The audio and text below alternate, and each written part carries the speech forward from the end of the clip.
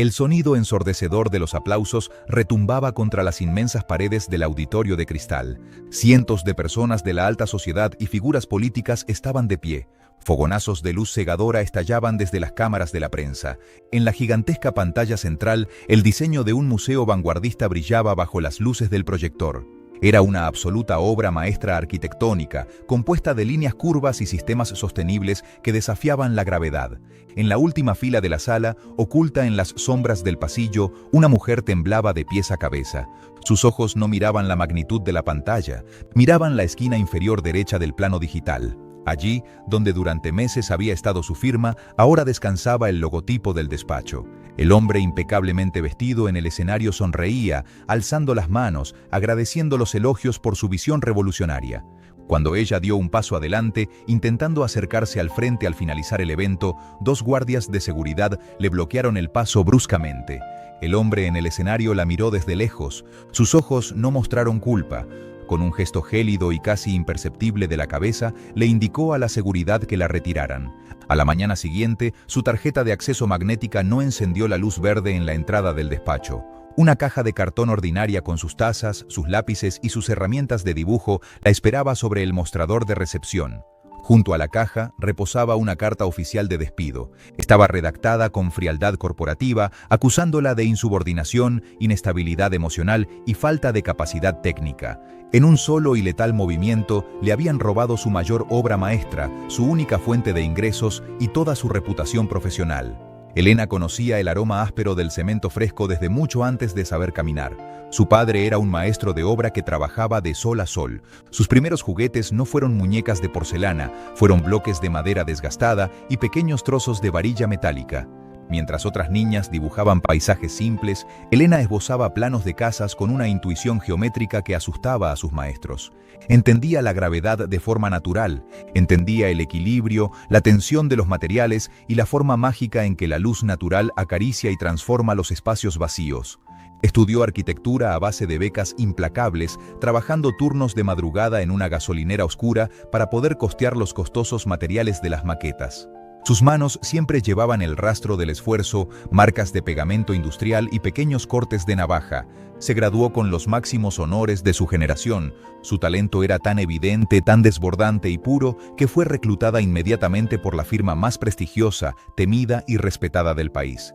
El director general de la firma era Roberto, un hombre magnético, un arquitecto de renombre nacional, un maestro de las relaciones públicas, temido en los círculos de poder. Para la joven Elena, cruzar las puertas de esa firma era entrar al Olimpo. Roberto se convirtió rápidamente en su mentor. Ella le entregaba horas interminables sin cuestionar. Dormía ovillada debajo de su propio escritorio para poder terminar los proyectos antes de los plazos imposibles. Entregaba su juventud entera, su energía vital, su genialidad en bruto. Creía ingenuamente que formaban un equipo. Creía que la lealtad corporativa era un acuerdo de beneficio mutuo. Durante sus primeros 5 años en el despacho, Elena fue el motor invisible y silencioso detrás de los premios más recientes que la firma había ganado. Ella era la que diseñaba, ella resolvía los problemas estructurales. Roberto simplemente revisaba, aprobaba y ponía su inmensa firma en la parte inferior del documento.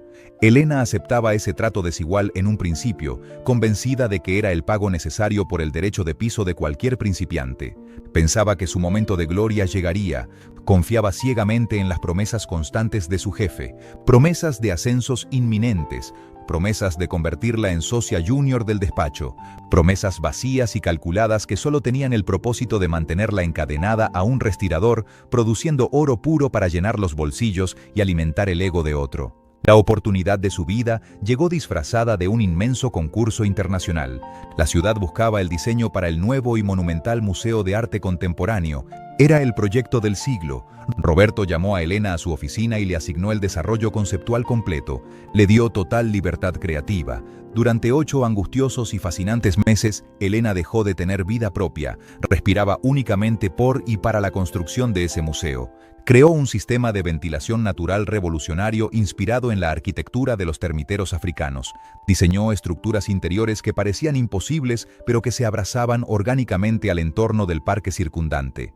Era su alma entera, su historia, su conocimiento y su sangre, todo plasmado en hojas de papel y proyecciones tridimensionales.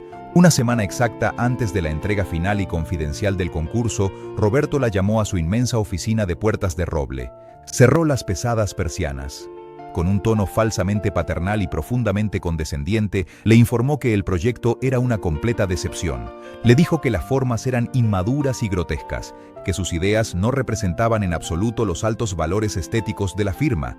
Le ordenó archivar y encriptar todo el trabajo, y como castigo le asignó un proyecto humillante, diseñando los baños públicos para un centro comercial genérico en las afueras grises de la ciudad. Además, le prohibió rotundamente asistir a la gala de presentación de las propuestas del concurso. Elena regresó a su diminuto cubículo completamente destrozada por dentro. Dudó profundamente de su propio talento. Llegó a pensar que su visión del mundo era defectuosa, que su origen humilde le impedía comprender la verdadera alta arquitectura. Su dolor fue sordo y paralizante hasta la noche de la gran gala, hasta el instante en que encendió el televisor y vio su proyecto exacto brillando en las noticias locales. No habían cambiado ni una sola línea, no habían alterado ni un solo cálculo. Todo había sido presentado como la obra cumbre, nacida de la brillante e incansablemente de Roberto. La mañana del despido, antes de ser escoltada fuera del edificio, Elena logró burlar la seguridad y entrar a la oficina de su jefe. No levantó la voz, no hizo un escándalo. Con lágrimas de rabia contenida, le exigió una explicación lógica. Le suplicó que le diera el crédito que por derecho divino y humano le correspondía. Roberto ni siquiera parpadeó, no alteró su respiración. Se recostó lentamente en su costosa silla de cuero y la observó con una frialdad espeluznante. Le explicó con calma cómo funcionaban los engranajes del mundo real. Le recordó que el contrato leonino que ella había firmado en su primer día estipulaba que cada idea generada bajo ese techo era propiedad absoluta y exclusiva de la corporación. La redujo a la nada. Le dijo que ella era solo una dibujante sobrevalorada con delirios de grandeza.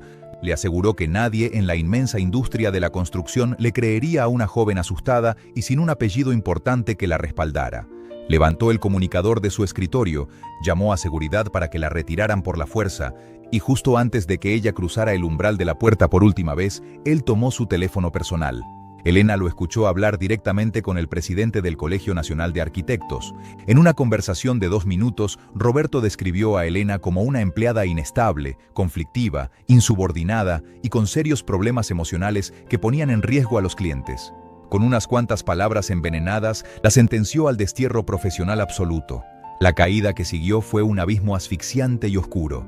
Durante los primeros y tortuosos 6 meses, Elena imprimió cientos de currículums. Los llevó personalmente a todos los despachos de la ciudad, desde los grandes conglomerados hasta los talleres más modestos. Nadie la llamaba de vuelta. La vasta influencia de Roberto operaba como un muro de contención invisible que la estrangulaba en silencio. Cuando por fin lograba conseguir una breve entrevista por pura insistencia, el director en turno la miraba con una mezcla de lástima e incomodidad. Uno de ellos, en un arrebato de piedad, le confesó la verdad. La instrucción no escrita en todo el gremio, el rumor esparcido por las altas esferas, era que contratar a Elena significaba declararle la guerra a la firma más poderosa del sector y nadie estaba dispuesto a asumir ese riesgo por una simple arquitecta junior. Elena consumió la totalidad de sus ahorros, tuvo que entregar las llaves de su apartamento al no poder pagar la renta. Volvió, con la cabeza gacha y el orgullo fracturado, a la pequeña casa de bloque desnudo donde había crecido. El olor a cemento fresco del barrio periférico ya no le traía recuerdos de inspiración infantil. Le provocaba náuseas violentas. Se alejó por completo de los tableros de dibujo, escondió sus escuadras, sus escalímetros y sus rotuladores en el rincón más oscuro de un armario. El silencio sepulcral de su teléfono celular era ensordecedor. Sentía una vergüenza corrosiva al caminar por la calle a plena luz del día. Cuando comenzó oficialmente la monstruosa construcción del museo que ella había concebido en su propia mente, Elena tomaba autobuses que daban enormes rodeos por la ciudad para no tener que ver las enormes grúas recortando el horizonte. El dolor insoportable no nacía solamente por el robo financiero o de crédito, nacía por la anulación completa de su existencia en el mundo. Le habían extirpado su voz, la habían borrado. La depresión clínica se instaló en su pecho como una enorme losa de concreto reforzado. Pasaba semanas enteras en pijama, mirando el polvo bailar en los rayos de luz que entraban por la ventana. Fantaseaba con rendirse definitivamente. Fantaseaba con buscar un empleo monótono, capturando datos, vendiendo seguros, cualquier actividad mecánica que le adormeciera la mente y que jamás, bajo ninguna circunstancia, le exigiera volver a crear. Pero la necesidad humana es un juez brutal e implacable. Las cuentas de servicios básicos se acumulaban sobre la mesa. La despensa estaba casi vacía.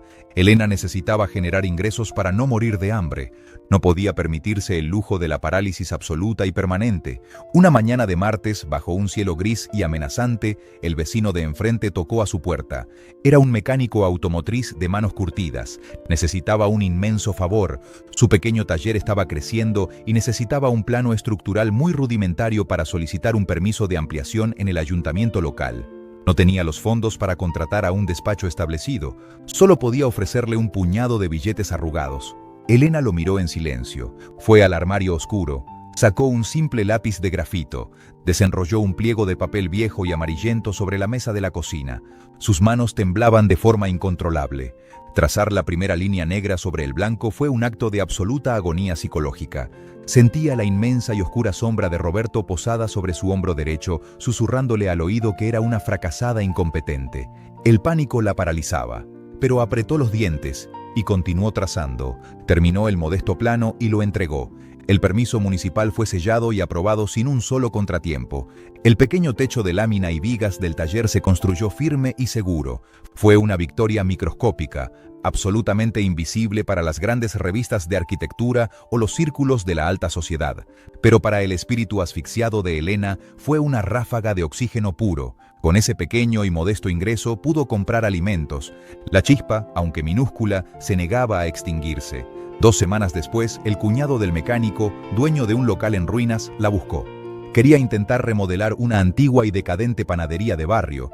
Tenía un presupuesto ridículamente bajo y un espacio sombrío y horrendo. Elena aceptó el reto, pero esta vez algo cambió en su interior. No solo realizó los aburridos trámites burocráticos, su mente despertó. Volvió a diseñar. Ante la absoluta falta de dinero, usó la imaginación como recurso principal. Utilizó materiales crudos y baratos, dejó el viejo ladrillo expuesto y lo limpió. Mandó pulir el cemento gris del piso hasta que brilló como un espejo oscuro. Resolvió la falta de luz natural con iluminación estratégica, utilizando cables expuestos y focos industriales de bajo costo. Elena no se quedó en un escritorio dictando órdenes. Se ponía botas de trabajo pesadas y dirigía a los rudos albañiles cara a cara, de pie sobre los escombros. Sus manos volvieron a mancharse de cal viva. Discutía con fiereza con los proveedores locales para arañar hasta el último descuento en los materiales. Trabajaba 14 o 16 horas diarias bajo el sol abrasador y el polvo, cobrando márgenes de ganancia casi inexistentes. La panadería finalmente se inauguró. El diseño resultante era tan espectacular, la atmósfera era tan envolvente, acogedora y funcionalmente perfecta, que los clientes acudían en masa no solo por el pan, sino para experimentar el espacio. El modesto dueño estaba fascinado, sus ventas se cuadruplicaron. Las fotografías de los muros de ladrillo y la luz cálida del lugar empezaron a circular masivamente en redes sociales de diseño local. Todos querían saber quién había creado ese milagro estético con tan poco dinero. Nadie conocía el nombre de la arquitecta. Ella, protegiéndose del escrutinio y del pánico, solo firmaba sus bocetos en la pared con sus iniciales, E.C. Así comenzó, paso a paso, el proceso de reconstrucción más monumental y silencioso de su vida. Cada nuevo encargo era una batalla campal contra sus propios fantasmas internos. Elena sentía el síndrome del impostor latiendo con fuerza en sus sienes cada vez que entregaba un concepto. Temía constantemente que en cualquier momento alguien importante apareciera, la señalara con el dedo y le dijera frente a todos que era un fraude. Pero la contundencia de sus resultados ahogaba cualquier duda. Su talento era un río desbordado. Empezó a diseñar pequeñas casas para familias trabajadoras. Transformó espacios minúsculos en consultorios médicos que parecían oasis de luz, paz y máxima eficiencia espacial. Su nombre real, asociado ahora a una calidad técnica inquebrantable y a una empatía absoluta por las necesidades de las personas, comenzó a correr como un incendio forestal en el boca a boca de la ciudad. Elena dejó de mirar hacia arriba. Ya no le importaba en lo absoluto la validación artificial de los concursos elitistas o de sus antiguos colegas. No le interesaba posar para revistas de papel satinado. Su única y devoradora obsesión era alcanzar la excelencia silenciosa en cada obra, por pequeña que fuera. Ahorró cada centavo que entró en sus manos con disciplina marcial, reinvirtió todo su capital en licencias de software de última generación. Al llegar el tercer año de su resurgimiento, logró alquilar un pequeño espacio crudo en un ruidoso barrio industrial de la ciudad. Lo acondicionó con austeridad y lo convirtió en la sede oficial de su propio estudio. Era un lugar sin lujos, sin recepcionistas de etiqueta, dominado enteramente por grandes mesas, computadoras y el ritmo frenético del trabajo duro. La carga de proyectos aumentó tanto que necesitó contratar personal. Sin embargo, Elena no acudió a las ferias de las universidades de élite. No revisó los apellidos ilustres de los candidatos. Ella buscó deliberadamente a los marginados, a los que la industria rígida había desechado. Contrató a madres solteras que demostraron ser genios absolutos en el cálculo estructural rápido. Reclutó a jóvenes brillantes de barrios periféricos que no tenían el dinero para vestir trajes caros, pero que poseían un talento visual arrollador y hambriento. Elena construyó más que una empresa, construyó una manada leal y fiera. Les enseñó sin reservas todos los secretos técnicos que ella había aprendido a base de dolor. Les exigió una perfección casi dolorosa en sus trazos, pero a cambio instauró una regla de oro inviolable. Jamás le robaría el mérito a nadie. Su firma funcionaba bajo un régimen de transparencia absoluta y radical. Cada proyecto, cada solución técnica llevaba impreso el nombre completo del miembro del equipo que la había concebido. La firma, fortalecida por esa cultura de honorabilidad y furia creativa, empezó a participar y a ganar licitaciones públicas de nivel municipal.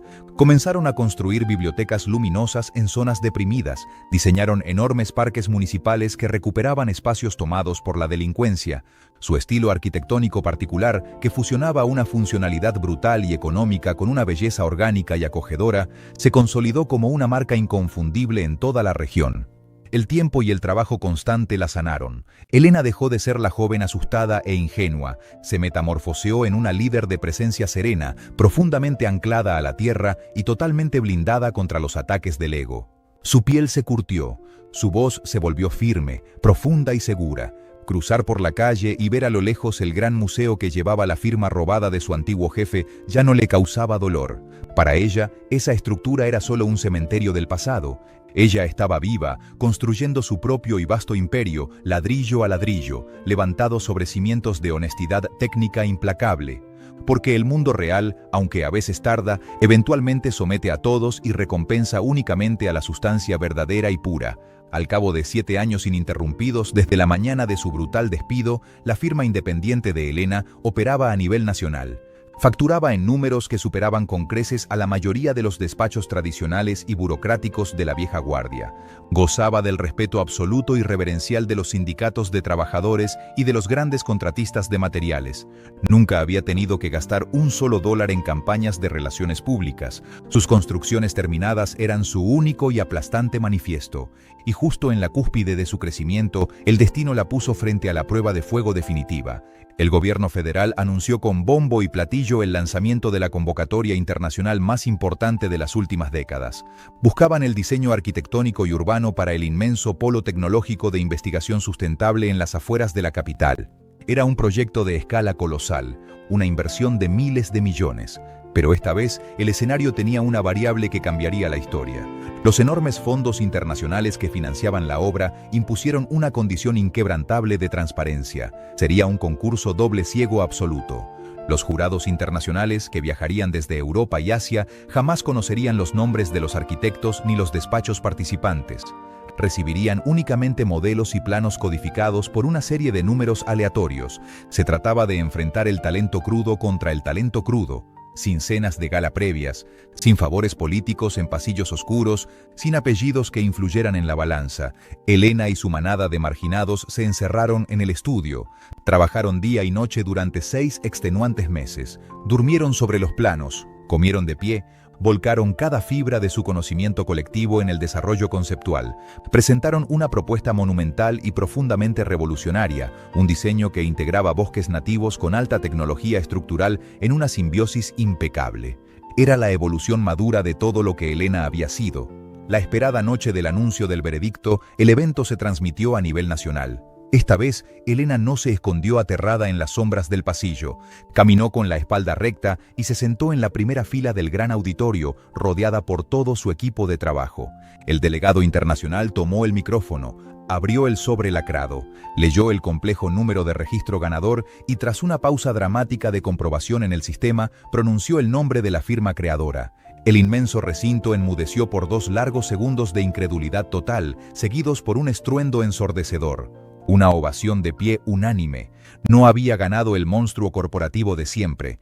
El ganador unánime de los jueces era el despacho independiente de Elena. En la tercera fila del mismo recinto, el pánico le robó el color al rostro de Roberto. Estaba petrificado. Su prestigiosa firma, estancada en el pasado y perdiendo enormes cantidades de dinero durante los últimos años debido a su incapacidad absoluta para presentar ideas innovadoras, había quedado en un distante y humillante segundo lugar. Pero un segundo lugar en ese nivel no servía de nada, no pagaba las enormes nóminas ni las deudas bancarias atrasadas.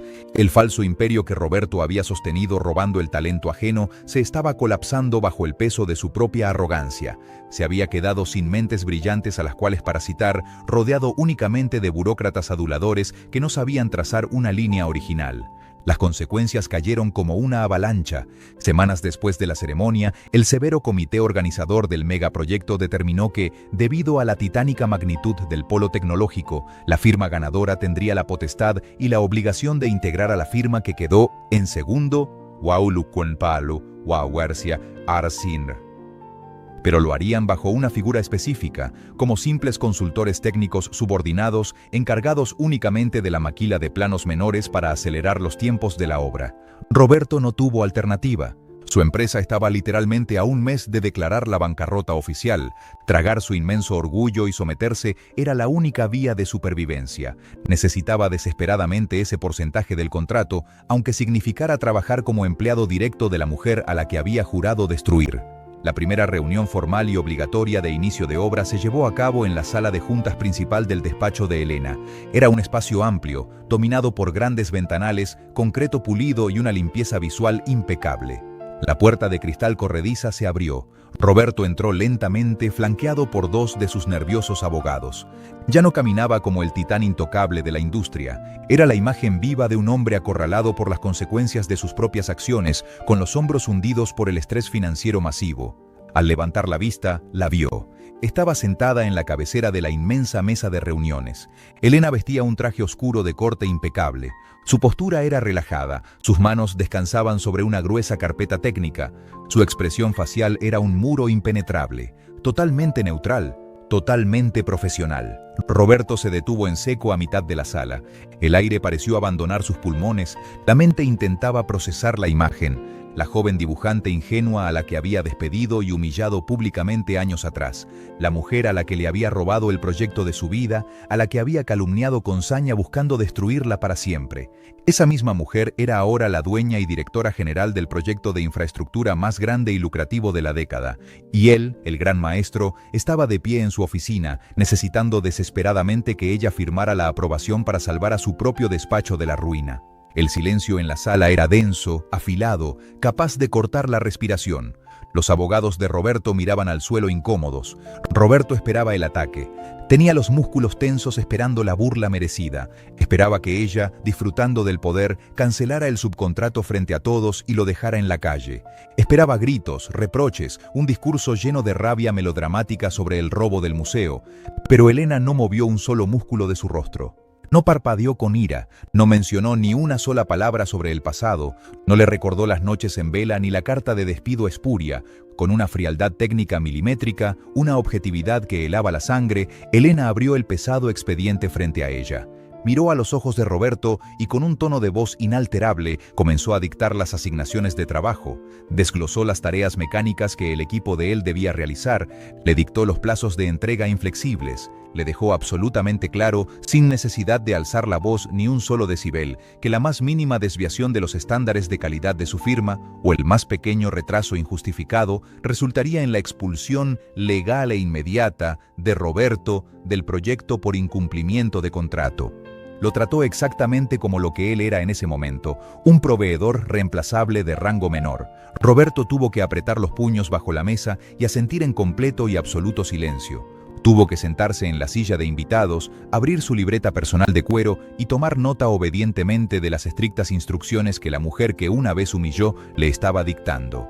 La verdadera humillación final no provino de un acto de venganza explosiva, provino de la más absoluta, profesional y demoledora indiferencia. Para Elena, ese hombre sentado frente a ella ya no era el poderoso villano de su historia, ya no ocupaba espacio en su mente, era solamente un obstáculo burocrático minúsculo que la vida ya le había enseñado a sortear con facilidad. El tiempo se encargó del resto del trabajo pesado. Roberto pasó los siguientes 4 largos años laborando en las sombras bajo la supervisión férrea, milimétrica y exigente del equipo de Elena. Su otrora gran firma quedó reducida en la industria a un simple taller de dibujo subcontratado, ejecutando sin gloria las ideas brillantes de otros. Perdió todo su estatus y el respeto de la nueva generación. Irónicamente, el famoso museo que él había robado años atrás comenzó a mostrar severas deficiencias. Sin el conocimiento estructural profundo que solo Elena poseía, el diseño presentó peligrosas fallas de tensión y humedades incontrolables, convirtiendo la obra en un constante problema presupuestal para el ayuntamiento. La ciudad entera y el gremio supieron, sin que Elena tuviera que mover un dedo o pronunciar una palabra, quién era el verdadero arquitecto detrás de todo, y quién era el fraude que intentó sostener una mentira. Elena, por su parte, nunca miró hacia atrás para regodearse. Hoy en día su nombre es el pilar indiscutible del despacho de arquitectura más próspero, íntegro y vanguardista de todo el continente. Ya no tiene que esconder sus iniciales en una pared de ladrillo. Su firma es garantía de genialidad inquebrantable. Además de su éxito corporativo, destina gran parte de sus enormes recursos económicos a financiar fondos de protección legal para salvaguardar los derechos de propiedad intelectual de los jóvenes creadores vulnerables, asegurándose de que nadie vuelva a vivir lo que ella sufrió. A menudo, cuando camina por los inmensos, luminosos e imponentes pabellones de cristal y acero del polo tecnológico que ella misma materializó desde la nada, se detiene a mirar hacia arriba. Observa las vigas cruzadas que desafían la gravedad con una elegancia salvaje. Su mente se encuentra en un estado de absoluta y profunda paz. Ha comprobado en carne propia la mayor de las verdades. Las ideas superficiales y los proyectos en papel se pueden robar, pero la fuente inagotable de la verdadera creatividad, el motor indomable que genera esas ideas, es un tesoro interno e intransferible. A ella le arrancaron cruelmente un proyecto de las manos, pero ella era, en esencia, la creadora del fuego. Frente al intento de anulación y frente al menosprecio más bajo, ella no perdió su energía buscando destruir a su agresor. Simplemente tomó aire, limpió el polvo de sus herramientas, se plantó firme sobre la tierra y, contra todo pronóstico, eligió ganar.